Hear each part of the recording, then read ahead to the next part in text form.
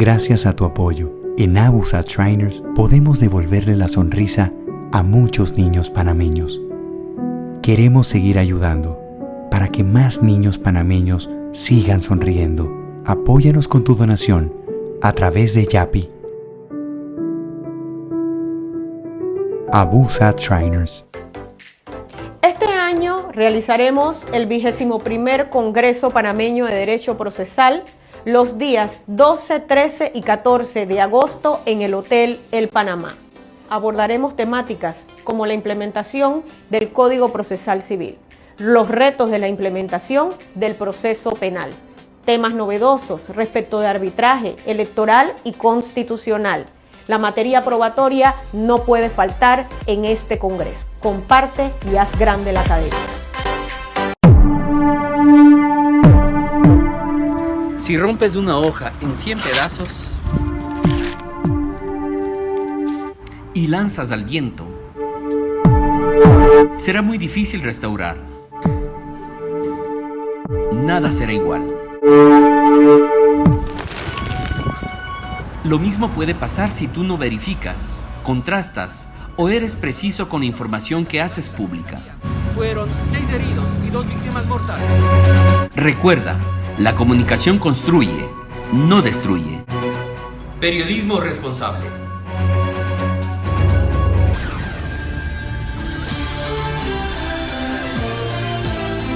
José Miguel comenta, con análisis, opinión, entrevistas, periodismo independiente, promoviendo los derechos humanos, con el periodista José Miguel Guerra.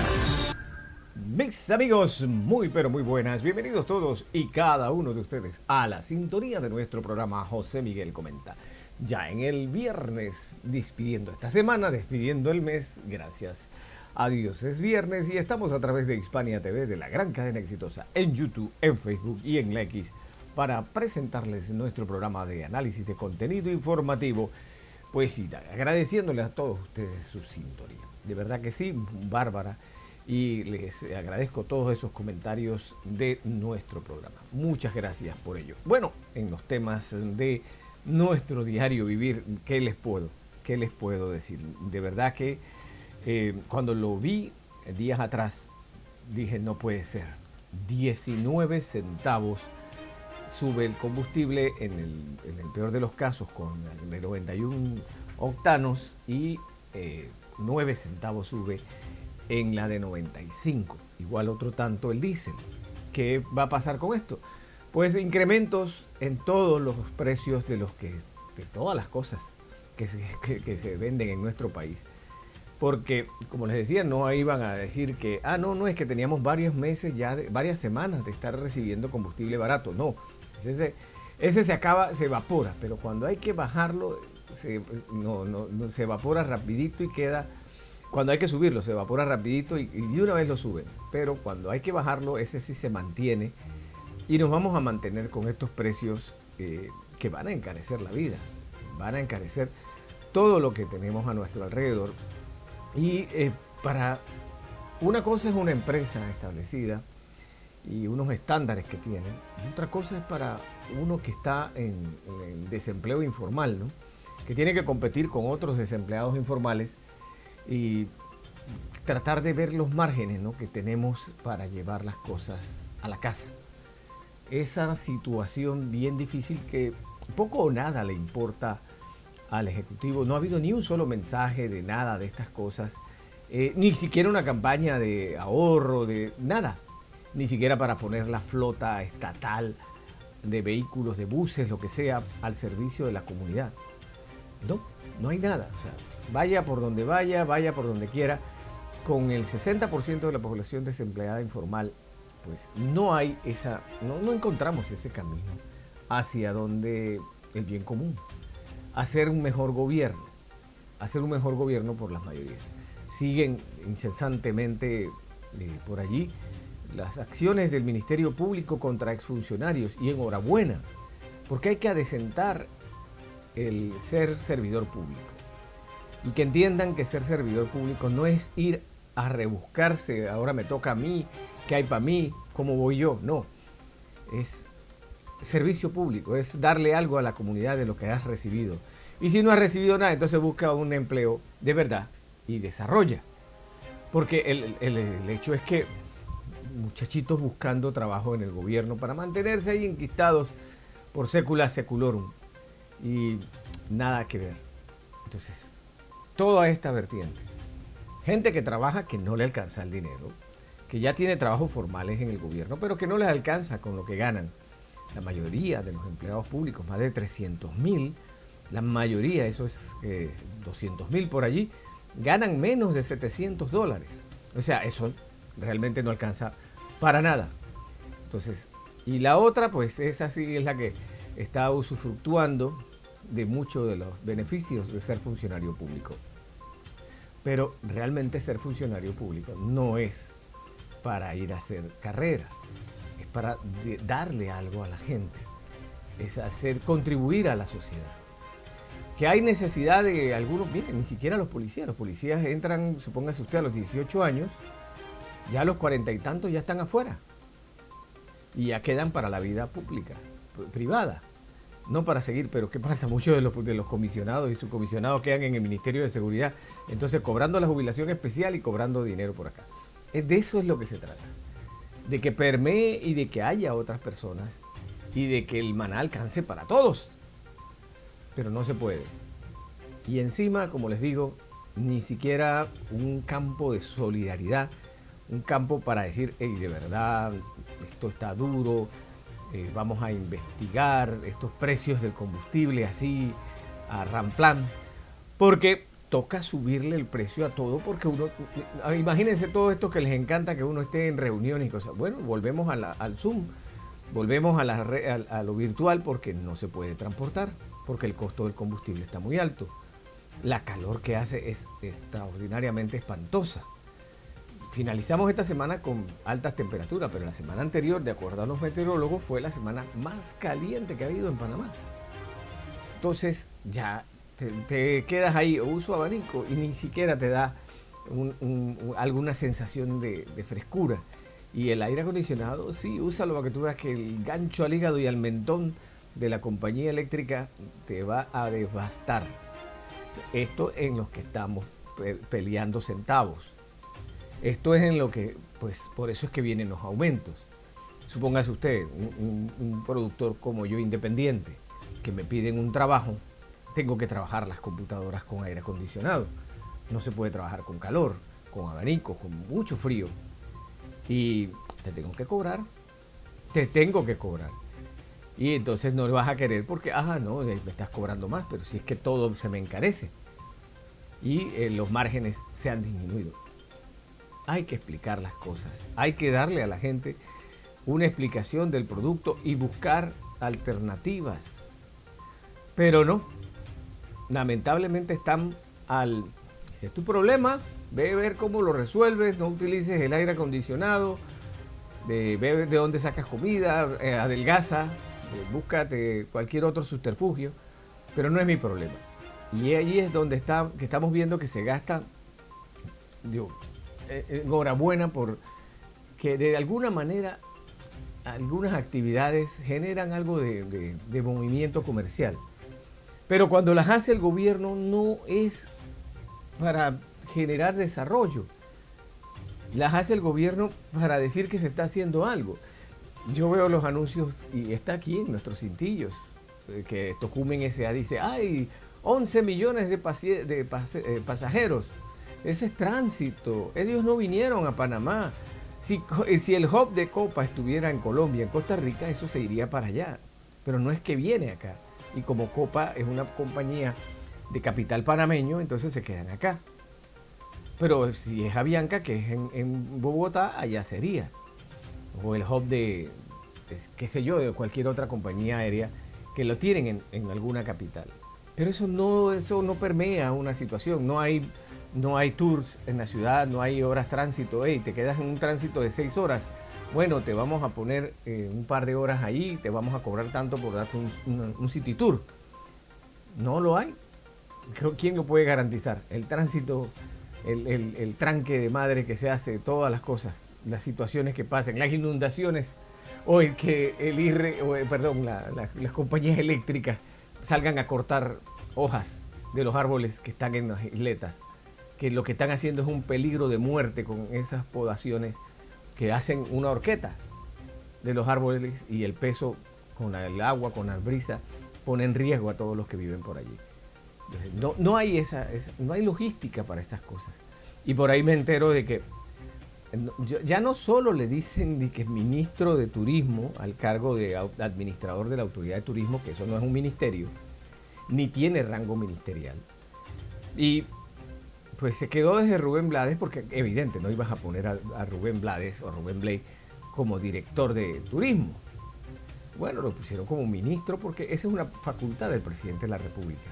Se repitió con Salo Chamat, lo han repetido por ahí con el señor Jim, lo repitieron, pero no es que está a nivel de rango de ministro, y no he visto firmando el Consejo de Gabinete a la administradora de turismo. O sea que el presidente Mulino no lo dio el rango de ministro. Puede o que yo esté equivocado y no lo haya visto yo, pero tal vez sí. Pero no es un ministerio, pero el de la autoridad del turismo se firma como viceministro. O sea, y eso no existe. Pero en esas son las cosas que andamos, ¿no? En el ego, en cómo me veo, cómo veo las cosas, pero no cultivo. Mire, el Ministerio de Cultura tiene muchas cosas. Por allí hay una agrupación de folclore, de música típica, de música vernacular nuestra. Y me dicen, no, es que nosotros tenemos los derechos de autor de esa música. Espérate. Hace más de 80 años que salieron esas canciones, ya eso está abierto al público. Ya eso quedó abierto. Y son canciones vernaculares. Que tú le pongas un sintetizador, o que la toques con saxofón, o la toques con marimba. Pero es la misma. Pero esas son las estupideces que están haciendo. Y esos son los funcionarios que se les están pagando. Y no estamos nosotros para velar porque esto de verdad nos lleve a algo. Sin embargo, el precio de la gasolina golpea permanentemente a todos. Bueno que el sector de transporte selectivo y colectivo reciban un subsidio para no golpear duramente a la gente que se transporta. Porque ya el metro recibe un subsidio súper enorme, pero súper enorme, o sea, más del 100 y tanto % del precio real lo pagamos todos los panameños, así sea que no nos hayamos subido al metro. Porque desde todas las provincias donde no hay metro, están pagando el metro, de los que están aquí en la capital. Pero eso es bueno en el sentido de que nos hace que pues una obra tenga algún sentido en un momento de crisis. Pero ¿cuál es el planteamiento de mediano plazo, de acción inmediata, de, ante esto tenemos que replantear los horarios de trabajo, tenemos que replantear muchas cosas, esto está muy caro, esto va a estar así, los horarios de clase, ¿cómo lo vamos a hacer? Nada, absolutamente nada. Y allí es donde pues realmente no entendemos por dónde vamos con todo esto. Pero bueno, eso en ese tema. Y yo pues hoy tengo el especial, hoy tenemos a Conecta, tenemos varios especiales y queremos presentárselos para tener ese bagaje informativo que muchos saludan que tenemos en este programa. Así que vamos a la pausa y regresamos. Si tienes pasión por las ventas, excelente actitud y dinamismo, esta es tu oportunidad. En Hispania te estamos buscando. Ofrecemos atractivas comisiones, capacitación y el respaldo de un equipo que desea ver tu talento brillar. Envía tu hoja de vida al correo info@hispaniamedia.tv con el asunto Vacante Ventas y te estaremos contactando. Somos Hispania, la ventana del talento nacional.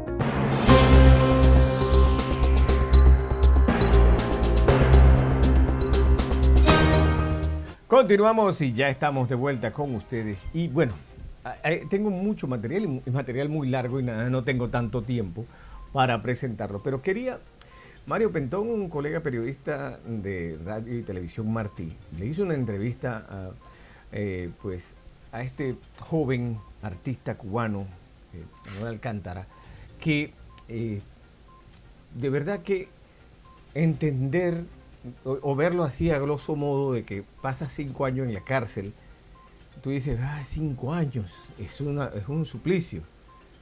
Pero en una cárcel, más o menos ahí con visitas y todo lo demás, pero en la cárcel de un régimen dictatorial, atrasado, sin recursos, en una cárcel de ultratumba, o sea, una cosa terrible, una caverna, una cosa que te lleva a un mundo desconocido.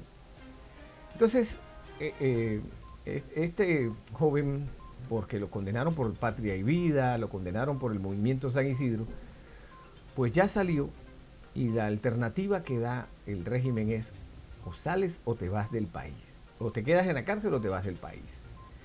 Y él ya había cumplido la condena injustamente impuesta y fue obligado a salir de Cuba y da sus impresiones de cómo ve la cosa y cómo ve los movimientos en este momento. Primero, no se puede hablar de ninguna estructura legal, ni siquiera se puede hablar de que cumplí 5 años de condena porque no se cumplieron 5 años. No existe una estructura legal. De hecho, hubo un momento donde me preguntaban, ¿tú crees que te suelten? ¿Tú cumpliste 5 años? Y esos términos me sonaban como raros porque no tenía que haber pasado 5 años. Y de hecho, ¿qué definía a los presos comunes? Le dan libertad condicional, le dan como beneficios, si pudieran llamarse así, pero hay una estructura que ellos aplican para representar supuestamente una legalidad que se pone en crisis a partir de que estamos viviendo en una dictadura. Y ellos definen, hoy vas preso 5 años, 10 años, 20 años, yo creo que tiran como los dados, salió el doble 7, no existe el 7 en el dado, y ya 14 años, 25 años, y empiezan, los dados tienen como miles de formas, y tú, quizás porque a Michael le echaron 9 años y a Luis Manuel 5, y cuando quieres aplicar esa lógica, no existe, es una locura, ¿no? Entonces, partiendo de ahí, hubo alguien que me preguntaba, yo le decía, bro, es que no existe, no hay un cumplimiento de condena, porque los presos decían, no, hay que soltarte obligado, por supuesto, en el imaginario del preso, hay que soltarte obligado, yo, nada es obligado, los 5 años, no existe, no hubo, de hecho, las razones por las que ellos dan, supuestamente a nivel legal, que es ultraje a los símbolos patrios, que no hay tal ultraje, desacato, que porque yo decir que Yascanel es una persona mala, yo soy del cerro, y equivale a que tú eres un Este cerro no habla, qué malo es, o qué bueno, no, tú eres un nos ripiamos, ¿entiendes? Entonces, regresando atrás, yo hablo así, y heredé mi lenguaje popular, que es como se llama históricamente. De hecho, en algún momento la palabra va a ser como parte de patrimonio, una cosa así. Y con todas las variantes que tiene esa palabra. Estuviste estos 5 años en prisión, sales al exilio, fuiste desterrado o fuiste liberado. ¿Sí? ¿Cómo lo vives tú? Y te lo preguntaba porque desde mi punto de vista hay primero un chantaje al gobierno de los Estados Unidos de decirle, si no le das un parol no lo soltamos, y segundo, te están expulsando, te están sacando de tu país. Entonces regresamos al punto donde la legalidad no existe, que es una de las cosas que hay que entender. Muchos no, los presos políticos, no justificación. Yo recuerdo que esas 3 condenas eran absurdas para tú, ni siquiera el ciudadano que camina por las calles. Bueno, Sandro Castro ha hecho cosas peores que tú y no lo han condenado a 5 años de cárcel. Vamos a entrar allí. Entonces, dentro de esa lógica no existía. Yo le decía, mira, los 5 años, yo sé que después de los 5 años va a pasar algo. Sobre todo porque te empieza a dar información de muchos sitios que te dicen, tú eres algo que representa como libertad, tú eres algo que representa un liderazgo, tú eres algo que representa tu trabajo, el arte, representa cosas para la gente. Y el movimiento San Isidro como colectivo demostró que sí se podían mover las cosas. Entonces, ante ese referente, la dictadura dijo, no, prefiero volverte a meter preso, prefiero que te mueras. Y allá voy. O sea, ¿cómo fue el proceso para sacarte de la cárcel y después estuviste desaparecido? Muchos de nosotros creemos que estabas secuestrado porque nada más podías hablar con Ana Meli cuando ellos te prestaban el teléfono. ¿Cómo fue ese proceso? Difícil, muy difícil. Porque tú ves muchas variantes del momento de la salida hacia dónde voy. El mito no, la realidad de que te montes en un avión directo. En algún momento le dije, bro, yo quiero pasar 24 horas. En caso que sea así, que aparezca como la herramienta para sacarme de Cuba. Porque tú aceptas, no es que aceptes el exilio, ante esta situación, tú te das cuenta de que tú eres peligroso y que la dictadura no va a ceder en esa historia. Es como prefieren sacarse un ojo y ver al otro ciego. Pero ¿cómo fue el proceso? Cuéntame cómo fue el proceso. Bueno, literalmente. Fue eso. O sea, ¿qué llegó? Llegó un tipo de la seguridad del Estado y te dijo, mira, la única opción para que tú salgas de la prisión es que te saquemos del país. Sí. De hecho, eso es algo que está planteado hace 4 años, 5 años atrás. Desde el primer momento que estoy en prisión, que desde ese momento me están diciendo, Exilio, no te vamos a soltar. Tú no vas a caminar más nunca por las calles de Cuba. Hace 5 años atrás. Y imagínate 5 años después, donde uno tiene más impacto, maduras, eres más peligroso para ellos, menos vas a caminar por las calles. Y eso fue. Bueno, Luis Manuel Otero Alcántara nos explicaba todo lo que ha vivido. A ciencia y paciencia de todos los organismos de derechos humanos, a ciencia y paciencia de todos los veedores de derechos humanos que nada han hecho. Y que, imagínense, el régimen ha criticado de que, bueno, él ganó varios premios por sus pinturas, vendió muchas obras de las que ya había producido y tenía un fondo. Le criticaron el reloj, le criticaron esto, que nadie sale de la cárcel con eso. Sale el que trabaja, el que se la gana, no el parásito que está esperando que le regalen. Ese no va a ganar jamás. Pero bueno, eso en ese punto. Ahora mismo vamos con la gente de la BBC de Londres, porque vamos a analizar qué fue lo que pasó, por qué no se cayó. A pesar de que descabezaron todo el régimen iraní, pues ha resurgido y ahora con más terror. Irán atravesó este año uno de sus periodos más turbulentos desde la Revolución Islámica de 1979. Los ataques aéreos de Israel y Estados Unidos a finales de febrero decapitaron a gran parte de la cúpula de poder de la República Islámica, matando incluso a su líder supremo, el Ayatolá Ali Jamenei. Pero pese a la guerra, el régimen no colapsó. Todo lo contrario, consiguió renovarse. La vieja guardia fue reemplazada por una nueva generación de dirigentes que ha asumido el control del país y se mostró decidida a usar su fuerza militar. ¿Cómo respondió? Con ataques contra otros países de la región y con la interrupción del tráfico marítimo en el estratégico estrecho de Hormuz, donde normalmente circula el 20% de la producción mundial de hidrocarburos. ¿Qué tan diferente es esta nueva cúpula iraní y por qué algunos temen que pueda ser incluso más férrea que la anterior? دنیا فهمید که ایران قویه. این شاید اصلا بزرگترین پیروزی ما. A principios de 2026, Irán afrontaba un fuerte movimiento de protestas cuya represión dejó miles de muertos en las calles. La economía, sometida a sanciones internacionales, atravesaba una profunda crisis y, por otra parte, su controvertido programa nuclear había sufrido daños considerables tras los ataques previos de Israel y Estados Unidos de 2025. En el contexto regional, varios de sus aliados en Medio Oriente venían sufriendo fuertes reveses a manos de Israel, como Hezbollah en Líbano, los hutíes en Yemen o Hamas en la Franja de Gaza, el llamado eje de la resistencia. El consenso en Occidente es que el país estaba en su punto más débil desde la Revolución Islámica de 1979. Pero ocurrió algo muy distinto. Lejos de desaparecer, el sistema político iraní sobrevivió. ¿Cómo? Una de las razones que señala el editor internacional de la BBC, Jeremy Bowen, es la forma en que los fundadores de la República Islámica diseñaron sus instituciones para que sobrevivieran a guerras y asesinatos. Según Bowen, el régimen iraní no es un proyecto unipersonal, como sí lo fueron, por ejemplo, los regímenes ya caídos de Bashar al-Assad en Siria y de Muammar Gaddafi en Libia. El sistema estatal iraní se basa en una compleja y densa red de instituciones políticas y religiosas con responsabilidades superpuestas, que cuenta además con un poderoso e implacable aparato de seguridad, represión y coerción. Y sobre la última crisis con Estados Unidos, los expertos también apuntan a un aspecto geopolítico determinante. Los iraníes han demostrado la capacidad de sus fuerzas para interrumpir el tránsito en el estrecho de Hormuz.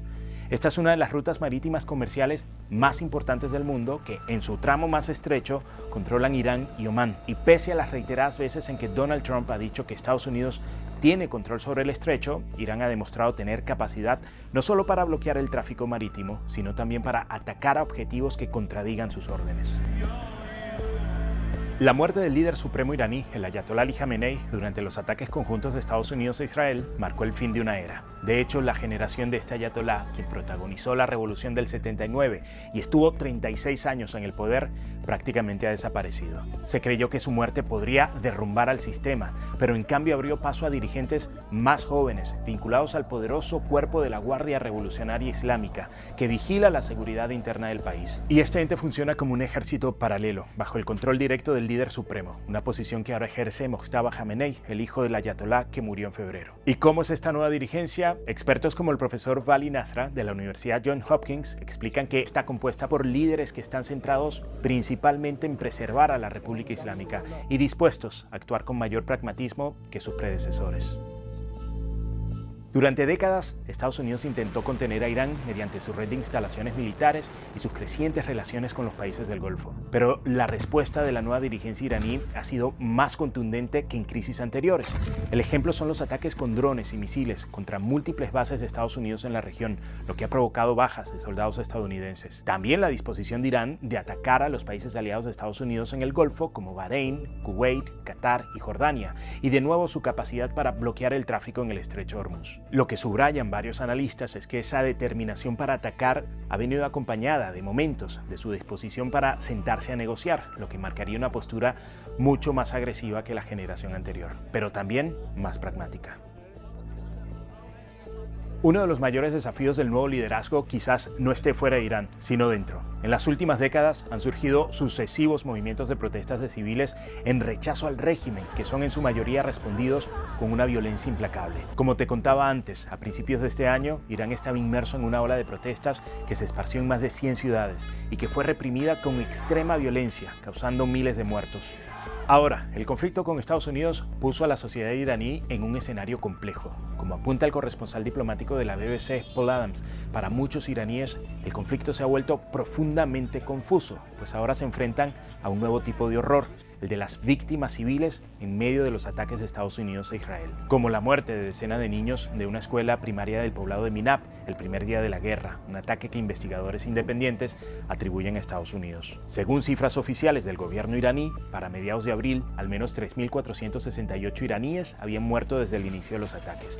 Por eso la relación de los iraníes con un régimen que se presenta como defensor de la soberanía nacional tiene sus matices. En resumen, los analistas coinciden en que la nueva generación de ayatolás es más agresiva en la guerra y más pragmática en la negociación. Pero aún está por verse cómo influirán estos cambios en las tortuosas relaciones entre Irán, sus vecinos de Medio Oriente y Estados Unidos, marcadas durante décadas por una total desconfianza.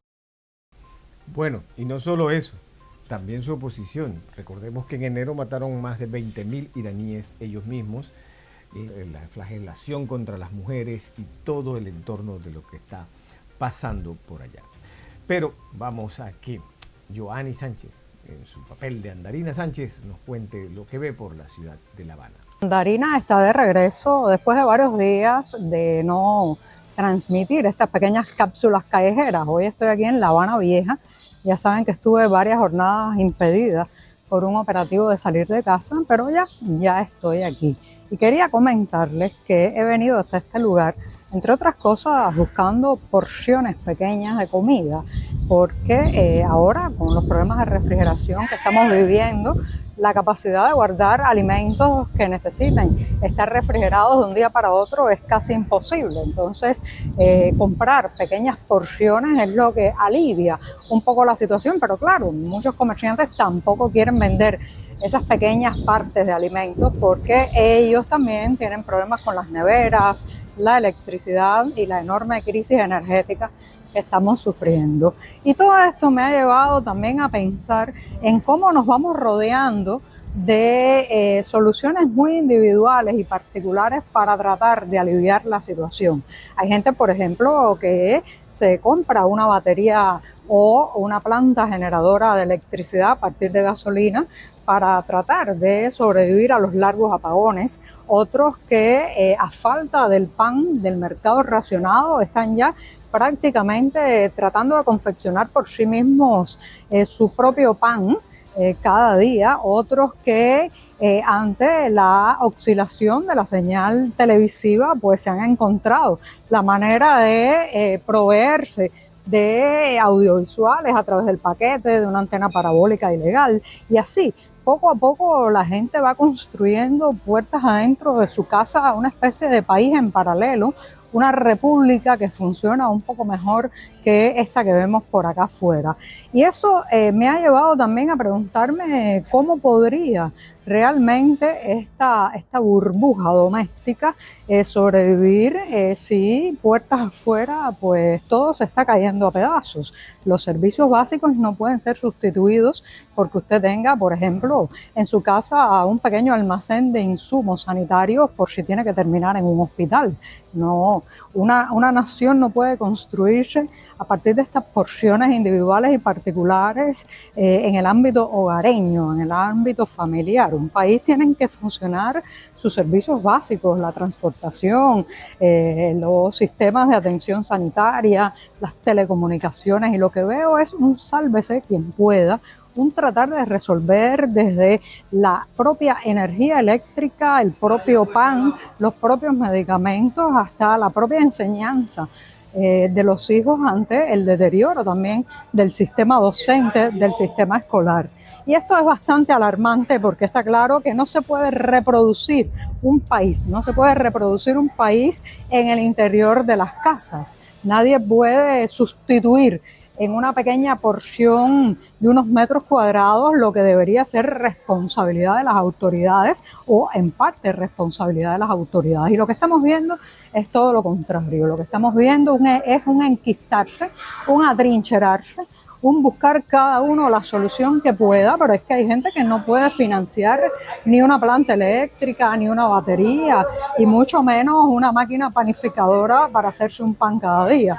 Eso es absolutamente absurdo y imposible de reproducir a gran escala. Entonces, esa es la situación en un Estado que cada vez se desentiende más de sus responsabilidades y de los servicios que debe mantener. La gente está tratando de hacer una Cuba a nivel ya de su vivienda, a nivel de su sala, de su cuarto, de su pasillo, y esto es bastante alarmante porque, reitero, no todo el mundo puede lograrlo, y por otro lado, en la medida en que la gente se encierra en esas burbujas, pues deja también de darse cuenta de lo mala que está la situación puertas afuera. Siente que está salvada, que logró en su pedacito al menos reproducir ciertas comodidades, pero ¿y afuera? ¿Afuera qué pasa con el resto del país? Bueno, tengo que despedirme a ver si encuentro la dichosa porción pequeña de comida, porque electricidad para guardar grandes cantidades de esa no tenemos. Muchas gracias a Giovanni por su reporte. De verdad que no, es la cosa muy dura ya, muy dura en extremis. Y ahora pues los voy a dejar con Conectas Podcast, que van a analizar desde la perspectiva, no entendí, de verdad no entiendo mucho del podcast, porque la FIFA no es las hermanitas de la caridad. La FIFA es un ente para hacer billete. Es la Federación Internacional de Asociaciones de Fútbol que está haciendo billete. Y la FIFA es un conglomerado de billete. Conectas Podcast. Decir que detrás de los mundiales siempre hay algo de política no es nuevo. Pero nunca un presidente había intervenido como Trump, cuando muy a su estilo quiso cambiar con una llamada el curso del torneo. Y en medio de todo, otra vez la FIFA en el ojo de la tormenta. No solo fue débil para defender el deporte, esta vez nuevos elementos refuerzan la percepción de que el negocio multimillonario tal vez está llegando muy lejos. Mientras la tecnología transforma el juego, el VAR, la inteligencia artificial y los sensores mantienen abierto el debate sobre la espontaneidad del deporte y la interpretación humana. ¿Hacia dónde va el fútbol? ¿Hasta dónde llegarán los intereses económicos a afectar el juego bonito?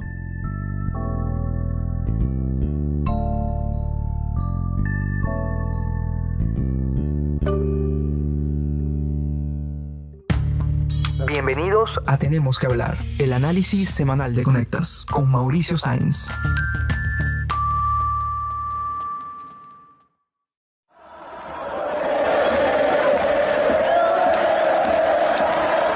El balón deja de rodar, el silbato suena por última vez y la euforia de las tribunas se apaga.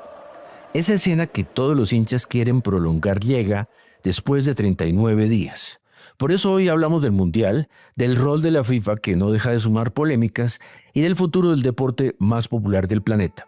Para eso nos acompaña Fabiola Chambi, editora de Conectas. Bienvenida, Fabiola. Hola, Mauricio. Este va a ser un episodio muy emocionante y también crítico, pues hablar del Mundial nos obliga a mirar todo, porque como decimos, el fútbol nunca fue solo fútbol y la política en esta edición ha estado muy presente. Exacto, y sobre todo por Trump, que comenzó a jugar incluso desde antes del torneo. Recuerda sus reuniones con Infantino, su ambigüedad sobre la aplicación de sus normas migratorias a los hinchas visitantes. Denegaron el ingreso a árbitros, recuerdo uno proveniente de Somalia, muy famoso, a fotógrafos, a personal acreditado y por supuesto el que yo considero el mayor escándalo. Imagino que te refieres al caso del goleador estadounidense Folarin Balogun. Sí, porque realmente es inédito y totalmente inaceptable que Donald Trump haya llamado al mandamás de la FIFA, Gianni Infantino, para que le retirara a la estrella gringa Balogun la tarjeta roja que le impedía jugar el siguiente partido en los octavos de final. Pero Bélgica hizo lo suyo, y no solo ganó el partido, sino que goleó 4-1 a los estadounidenses. Muchos llaman a esto justicia poética, Mauricio. Sí, porque fíjate que la acción de Trump desconcertó y desconcentró a los jugadores de Estados Unidos que perdieron estrepitosamente. Pero también me hace todo eso pensar qué tal que hubiera ganado Estados Unidos, porque de haber sido así, el campeonato habría entrado en un terreno sumamente peligroso. Y ya que estamos hablando de controversias, recordemos que la presidenta Claudia Sheinbaum estuvo en medio de la tormenta luego de reconocer que la FIFA pagó $1 millón, unos $57,000, para rentar el castillo de Chapultepec, un recinto histórico y sagrado en el que se celebró una cena de gala como parte de las actividades previas del Mundial. Al final, las explicaciones de la mandataria no convencieron del todo, pero escuchémosla respondiendo a la conferencia de prensa en su famosa mañanera. Ah, qué bueno que lo preguntas. Sí lo quiero aclarar. Ah, qué bueno. La FIFA rentó. ¿Se renta? Se renta. ¿Cuánto cobran? Creo que pagó más de $1 millón. Que la Secretaría de Cultura nos diga. Pero se renta el castillo de Chapultepec. ¿Y al pueblo? Desde hace mucho, no es de hoy. Desde hace mucho tiempo el castillo se renta para algunos eventos. Entonces rentaron el castillo de Chapultepec con invitados de la FIFA y algunos gobernadores estaban y otras gentes. Y en esa fiesta, por supuesto, Infantino pues ostentó su poder que lo ha encumbrado a las altas esferas económicas y políticas del mundo. Su nombre ha estado muy presente, y no solo ahora. De esto conversé con Nicolás Copa. Él es periodista deportivo del diario Clarín de Argentina. La FIFA está teniendo un rol protagónico en relación a otros mundiales. El espíritu del torneo era que, llegaban los participantes, competían y uno ni siquiera a veces no sabía quién era el presidente de la FIFA de turno, no tenía tanto rol protagónico como ha tomado Gianni Infantino en estos últimos años. Estos cambios en los torneos, la aparición del Mundial de Clubes el año pasado, yo creo que todo ha funcionado siguiendo la dinámica de lo que es hoy todo lo empresarial, lo económico, el beneficio financiero, los millones de ganancias que han dado los certámenes con la televisión, los sponsors. Y yo creo que eso terminó impactando de golpe en este mundial multitudinario. Todo ha sido beneficioso y en el país que es la meca del capitalismo, como es Estados Unidos, ha dado su resultado de inmediato. No es novedad decir que la FIFA maneja el mundial como una enorme empresa comercial, porque controla absolutamente los derechos de transmisión, los patrocinios, las licencias de productos, el uso de logotipos y campañas publicitarias. Estamos hablando al fin y al cabo de la todopoderosa FIFA. Y en este punto debemos mencionar algo que también generó cuestionamientos. El precio de las entradas, porque seamos honestos, no cualquiera con un ingreso medio o bajo en la mayoría de los países de la región puede darse el lujo de pagar una o más entradas para el Mundial. Y eso sin contar los costos de traslados, hospedaje y demás, cuando no estás en las ciudades sedes, por supuesto. Y aquí te comparto algunos datos, Mauricio. Según The New York Times, los precios para la fase de grupos en Estados Unidos comenzaron en $60 con un número limitado de entradas y llegaron a superar los 600. Además, las entradas a precio oficial para la final alcanzaron los $10,990. Y bueno, también The Athletic hace una comparación interesante con el anterior Mundial en Qatar. Leo textual. Antes, las entradas que costaban alrededor de $1,000 se reservaban para la final o para los mejores asientos en las semifinales de 2022. Ahora, si quieres un buen asiento, cuesta eso ver a Estados Unidos jugar contra Turquía en la fase de grupos. Tremendo, y eso convirtió además al Mundial en un espectáculo elitista, al menos en los estadios. Pero en eso de las marcas, la FIFA logró un negocio redondo con el Mundial, especialmente con la exclusividad de los sponsors. Y llamó la atención lo rigurosos que fueron con las restricciones para las marcas no autorizadas. Te doy un dato, el jugador alemán Jamal Musiala tuvo que cubrir con cinta adhesiva el logo de sus audífonos, algo absoluta y totalmente insólito. Y curiosamente, las grandes empresas se dieron modos para transformar esas prohibiciones en creativas campañas de marketing que se volvieron virales, aún con sus logos ocultos. Y a eso se suma el famoso hydration break o la pausa de rehidratación en los recesos de 3 minutos en la mitad de cada tiempo. Eso se justificaba en Qatar para proteger la salud de los deportistas. Pero la FIFA aprovechó para generalizar ese espacio y explotarlo para transmitir anuncios. Pero los públicos, fíjate que en los estadios siempre protestaron cada vez que se decretaba ese break, porque es muy extraño el fútbol e incluso, fíjate, no hay que olvidar, tuvo efectos en el rendimiento de algunos equipos. Sí, claro. Recuerdo por ahí el partidazo entre Argentina y Egipto. La albiceleste prácticamente logró una remontada épica para ganar 3-2. Pero también hay que destacar algunos cambios que lograron dar mayor agilidad al juego, en un momento clave en el que se compite por la atención de las audiencias. Esto me lo explicó bien Diego Muñoz, experimentado periodista deportivo que tiene en su historial 8 mundiales. Me parece que hay algunos cambios que han beneficiado a los partidos, sobre todo los que tienen que ver con la posibilidad de darle continuidad al juego, de que se cuenten los segundos para realizar el lateral, de que los cambios no puedan demorar, que los jugadores no puedan hacer tiempo. Ese tipo de situaciones le ha dado claramente al fútbol, a los partidos, una mayor intensidad y una mayor agilidad, que por otra parte también es una de las grandes discusiones de hoy día, cómo hacer para mantener la atención en un deporte de 45 minutos un tiempo, cuando la competencia ya no es otro deporte solamente, sino juegos y redes y atención muy, muy volátil con videitos de 15, 20 segundos. Bueno, pero es que esos cambios que menciona Diego Muñoz, pues por supuesto son muy bienvenidos para mejorar el espectáculo, digamos en la cancha. Pero mientras tanto, no olvidemos la asociación de la FIFA con casas de apuestas, que es un fenómeno que no deja de preocupar. Y ya que lo dices, según estimaciones del sector, en el torneo se movieron $50,000 millones alrededor del mundo. Eso no solo fomenta que en el fútbol haya influencias externas, también traen un serio peligro. La Organización Mundial de la Salud y la Organización Panamericana de la Salud alertaron sobre los efectos nocivos de las apuestas en línea.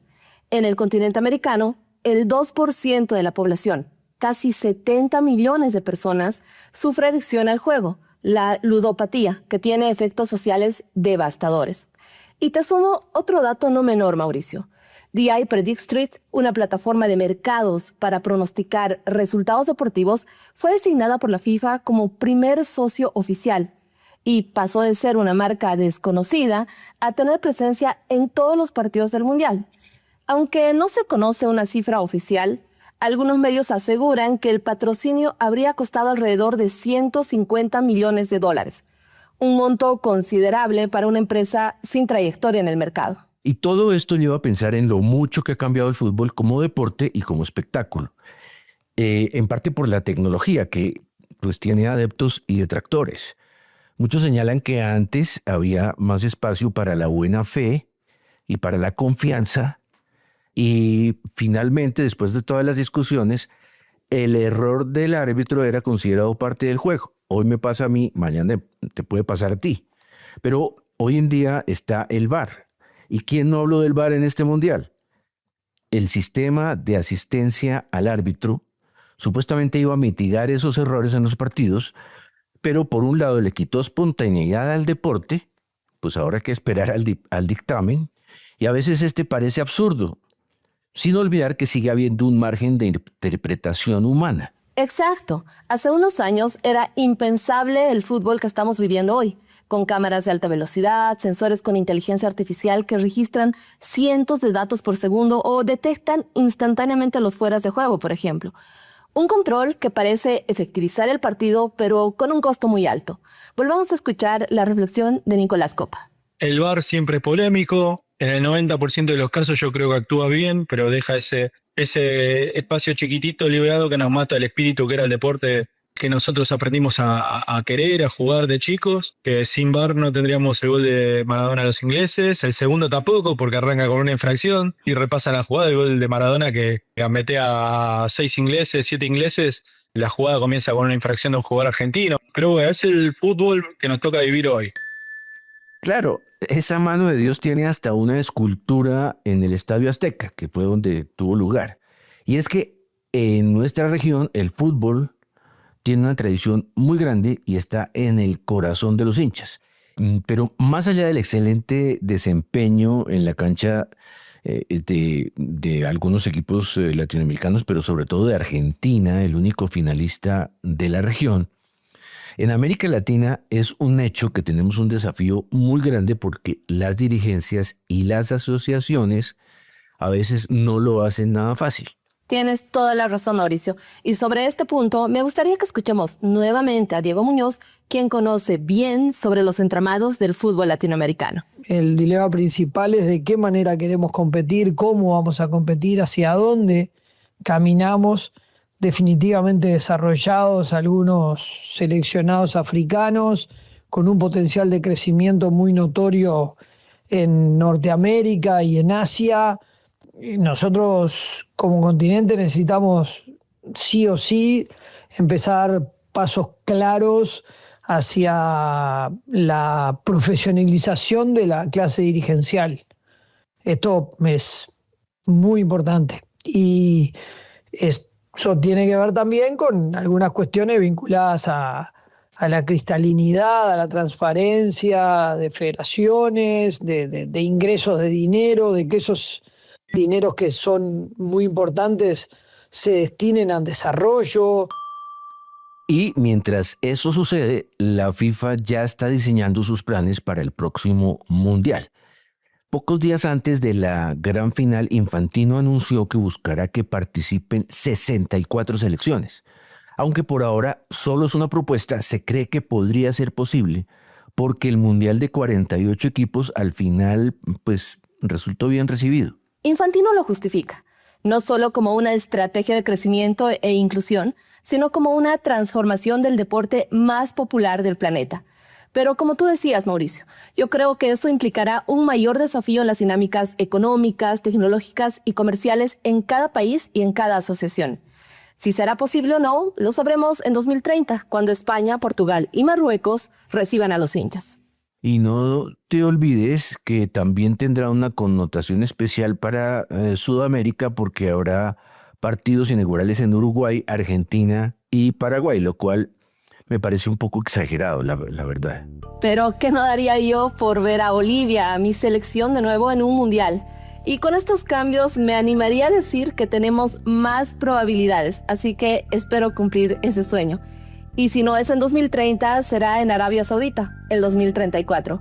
Porque más allá de la política y los negocios, está ese sentimiento inexplicable que te emociona al extremo de gritar o llorar por un balón rodando en la cancha y tocando la red, sea o no el equipo de tu país. Porque cada vez que comienza el partido, todo queda atrás. Y porque, como dijo alguna vez Maradona, la pelota no se mancha. Gracias, Fabiola, por tu presencia en este episodio. Gracias a ti, Mauricio, y a la audiencia por escucharnos. Y a quienes nos siguieron, los esperamos en la próxima edición de este podcast semanal de Conectas, porque tenemos que hablar. Muchas gracias a Mauricio. Bueno, todas las cosas, hay que ver el informe económico y todo lo que viene después de esto, de la cantidad de dinero. Y ojalá haya mucho destinado también a la ayuda. A esa ayuda de ese pueblo que ya la gente está olvidando, a ese pueblo en La Guaira, en Venezuela, que sintió los sismos. Yo nací en La Guaira.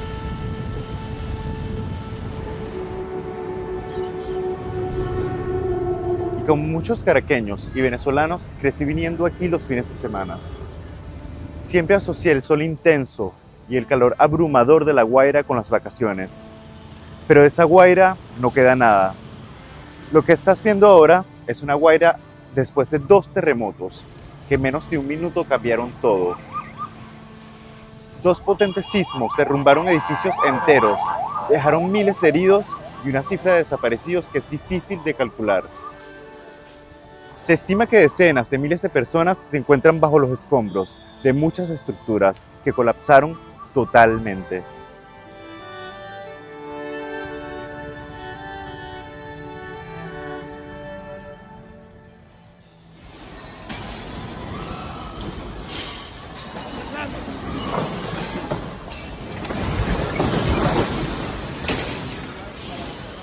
Acá, mira este desastre. Este es Maiquetía, las ascensores ¿dónde están? El pasado 24 de junio vi, con la misma consternación de millones de venezolanos y personas en todo el mundo, los videos virales que mostraban la peor catástrofe natural que ha vivido mi país en más de un siglo. ¡Pero qué loco, huevón!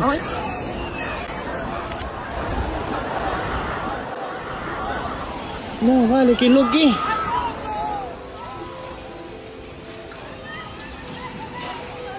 Caracas y principalmente la ciudad portuaria de La Guaira, mi ciudad natal, se llevaron la peor parte.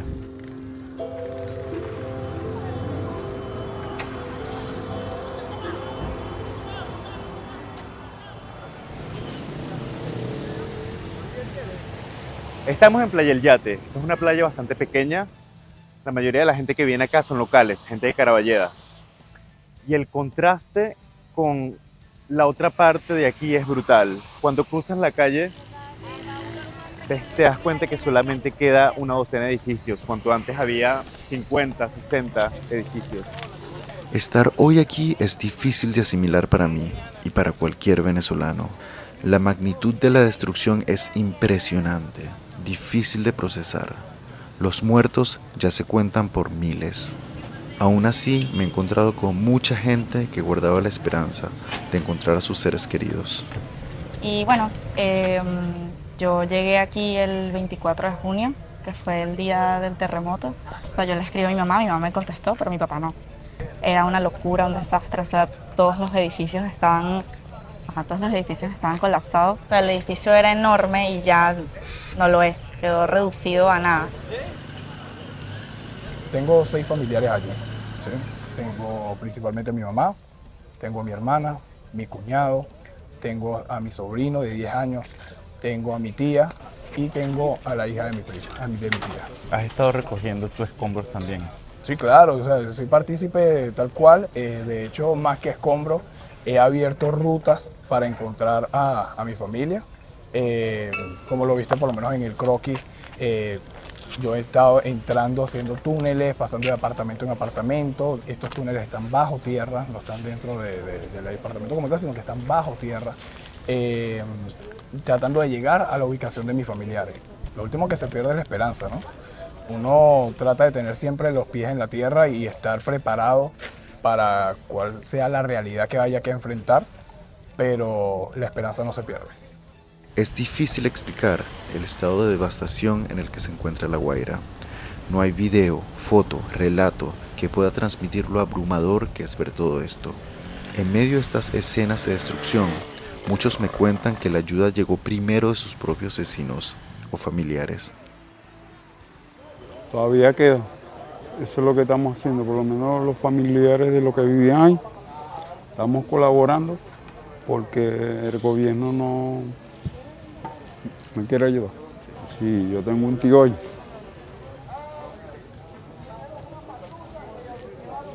No lo han sacado. Mi tío tiene 51. Está su mujer que tiene 42, creo, y sus 2 hijitos, porque uno quedó vivo, está por ahí, que estaba haciendo un mandado, fue a hacer un mandado y cuando vino el edificio, ¡pum!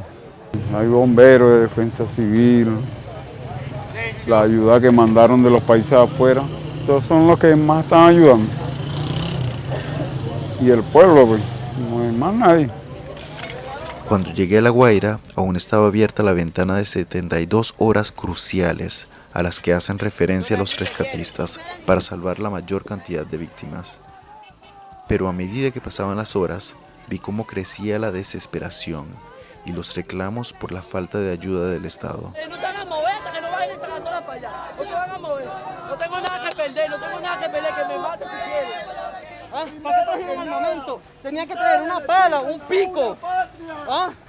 Mano, ese uniforme para defender la patria, huevón. ¿Ah? Para defender un país. El país es esto es el país. Que necesita de ustedes, huevón, un arma. Son nuestra familia que están ahí. ¿Ah? Yo quiero conseguir mis hijos vivos o muertos, pero los quiero conmigo. No me lo van a tirar en una fosa común. Bueno, ocurrido este sismo, yo quiero decir que inmediatamente se activó el Estado venezolano en su conjunto. Nosotros no esperábamos un día, 2 días, 3 días, inmediatamente se activó. Al día siguiente se militarizó el Estado justamente para restringir el acceso y que se permitiera a los especialistas de rescate y búsqueda realizar su trabajo. ¿Sabes? Yo no soy rescatista, yo no soy bombero, yo no soy paramédico, yo no soy nada de eso. Entonces saco gente de aquí, saco gente de arriba, saco gente de por allá, el primer y segundo día. Ya el tercer día, hermano, de allá para acá no he podido sacar nadie con vida, pero la fe todavía la tengo intacta, de que si voy a seguir, voy a sacar a mi familia. Vale, seguimos trabajando, ¿vale? Poco a poco. La tabla.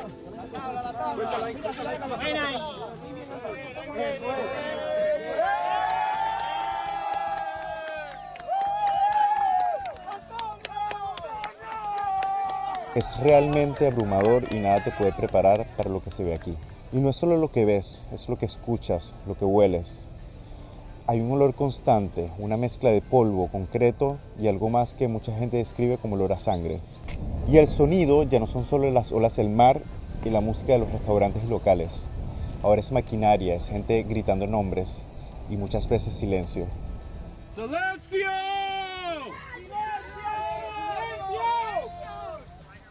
Venimos de Yaracuy, un grupo de 12 a 14 amigos, con cuñados, somos casi familia. ¿Quién está ahí? Mi cuñada se llama Rosa Galeano de Molina. Ella tendría aproximadamente 46 años más o menos. No, o sea, parece que escuchan sonidos y tú sabes que los sentimientos están allí, buscan rápido a querer ayudar a alguien y han sido falsas alarmas. Ha llegado o se ha hecho muy tarde, porque se ha hecho como quien dice a pulso, a mano, pulmón. Las maquineras han ido llegando poco a poco, han ayudado, pero o sea, empezó fue las personas. Se vende año 94, pocos detalles, oíste. En medio del desastre hay algo que sorprendería a muchos, pero no a un venezolano, y es la ligereza con la que hablan algunas de las víctimas. Me he dado cuenta que después de tanta adversidad, muchos compatriotas, en medio de lo trágico, recurrimos al humor para hablar de lo más duro, quizá para no quebrarnos, para salir adelante. Ya lo vamos a sacar, mi señor, yo. Confía en nosotros. No, usted lo que te es bonita y esas uñas me encantan. Así que... Bueno, así ese regreso a La Guaira, que de verdad desgarrador, testimonio de lo que se encontró y de lo que se vive en este momento. Mis amigos, hasta aquí nuestro programa del día de hoy. Muchas gracias a todos ustedes por su amable sintonía. Si el Señor así nos lo permite, regresamos el lunes.